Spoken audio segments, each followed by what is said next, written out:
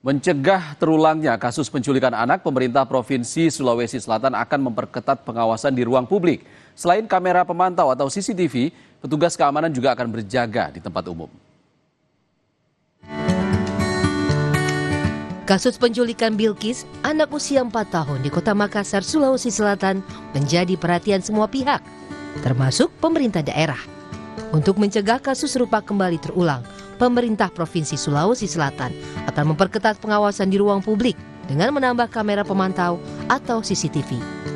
Selain itu, Pemprov juga akan mendorong adanya penempatan petugas keamanan atau Satpol PP di tempat-tempat umum.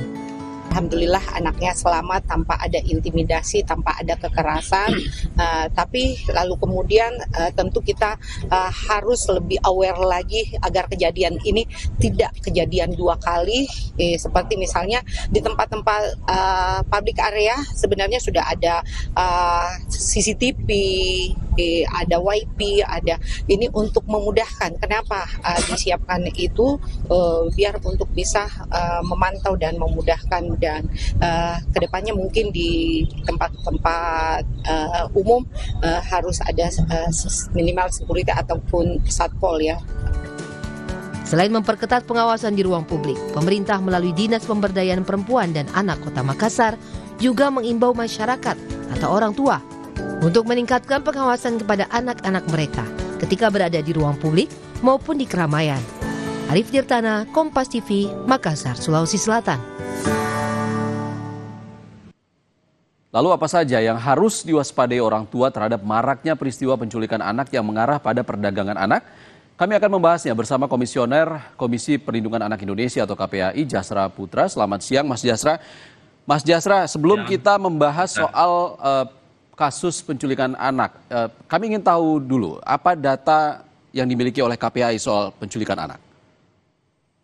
Ya, sepanjang 5 tahun ini ya, dari 2021 sampai 2025, kita menerima aduan terkait penculikan anak itu sebanyak 144 kasus, Mas Iksan. Dan memang yang tertinggi itu di tahun 2023 ya, kemudian 43 kasus. Namun di tahun 2025 ini saja, misalnya di bulan Juli, kita masih dihebohkan dengan penjualan bayi dari Jawa Barat, TKP-nya Jawa Barat oleh Polda Jawa Barat, kemudian diduga dijual di Singapura ya, dan 6 bayi itu bisa diselamatkan gitu ya. Jadi ini sebetulnya fenomena gunung es terkait data penculikan atau penjualan bayi ini. Dan per setengah jam yang lalu, Mas Ihsan, saya coba searching di Facebook ya, dengan memasukkan kata adopsi bayi, itu setidaknya saya sangat mudah menemukan misalnya adopsi bayi Jawa Tengah dengan pengikut ada 3.000 gitu ya. Kemudian ada ikhtiar bumil dan adopter dengan pengikut 7.000. Kemudian ada adopsi bayi wilayah Tangerang dengan pengikut 2.000. Jadi memang modus dan model penculikan atau penjualan bayi ini memang terus berkembang ya, termasuk juga yang di Makassar ini saya kira dengan cara mendekatkan anak korban ini melalui anaknya juga gitu. Ini saya kira ini satu bentuk baru yang dipakai oleh sindikat perdagangan orang gitu, Bang Ihsan. Oke, Mas Jasra, sebenarnya apa sih taktik ataupun modus yang paling umum digunakan para penculik ini untuk melakukan penculikan, apakah itu di sekolah, di taman bermain, atau di pusat perbelanjaan seperti itu? Ya, modus dan modelnya memang tempat-tempat yang dimana anak ada di sekolah juga gitu ya. Misalnya di Tangsel waktu itu ya, ada anak yang diculik begitu ya, dan itu tidak dikenal penculiknya. Tapi karena ada CCTV maka bisa dipantau. Kemudian ada juga di tempat bermain gitu, ruang publik ya, seperti di Makassar ini kan sebetulnya ruang publik ya. Dan juga saya kira pelaku ini pasti mempelajari profil keluarga dan termasuk juga anak dan kebiasaan-kebiasaan anak gitu ya. Dan memang rata-rata pelaku ini kan memang orang terdekat ya. Seperti Makassar ini sebetulnya melalui anak itu ya. Artinya dia kenal sebetulnya walaupun kita belum tahu apakah dalam waktu yang cukup lama atau mungkin pas hari itu gitu ya. Dan saya kira kalau sangat sulit lah kalau tidak dikenal oleh oleh korban gitu ya terkait penculikan ini. Maka di dalam data KPAI sebetulnya kalau ada laporan kita mendalami apakah keluarga ini keluarga berkonflik, bercerai atau keluarga utuh.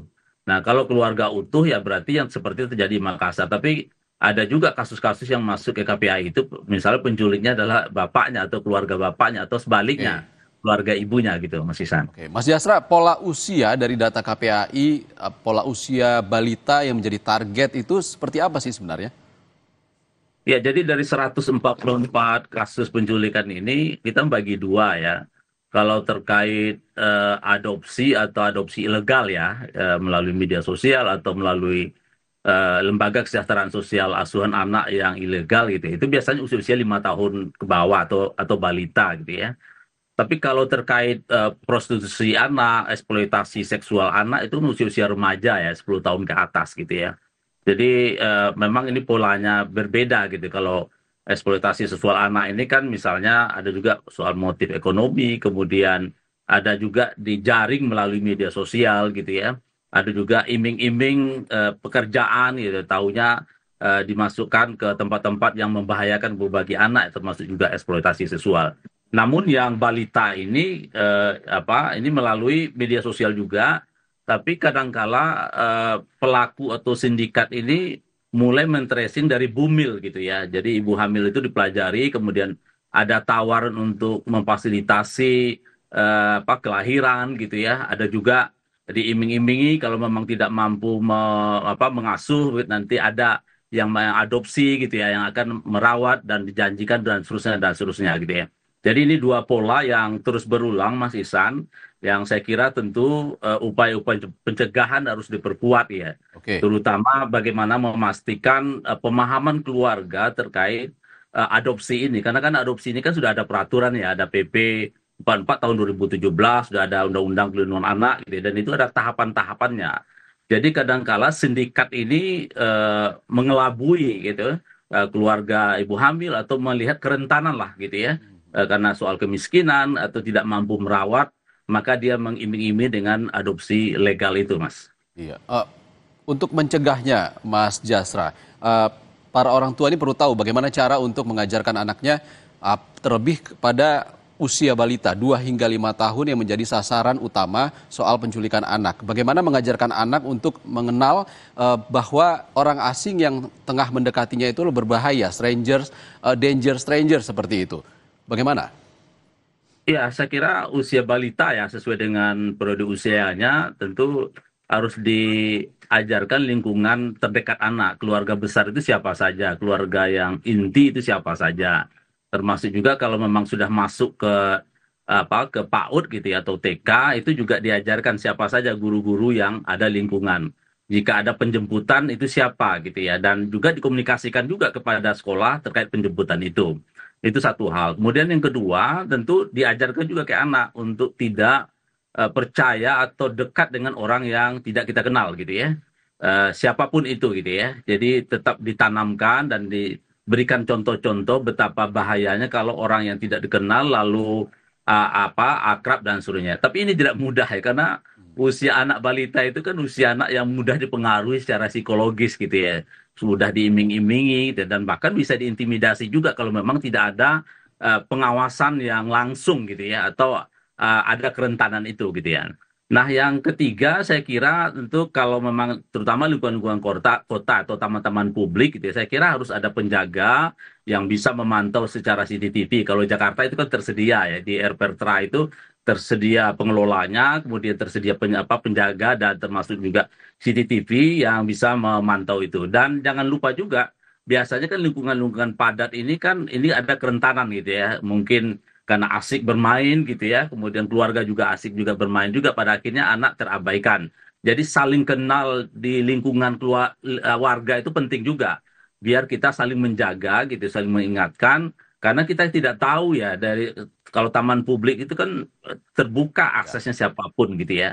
Nah disinilah kerentanan-kerentanan yang harus kita waspadai dan termasuk juga tadi ya mengajarkan kepada anak supaya tidak cepat akrab ya dengan dengan siapapun itu, termasuk juga usia anak yang saya kira penting diajar kepada anak-anak kita gitu. Ya, peran orang tua dan juga sekolah sangat penting di sini ya. Terima kasih Mas Jasra Putra, Komisioner KPAI sudah berbagi pandangan bersama kami di Sapa Indonesia Siang. Terima kasih Mas.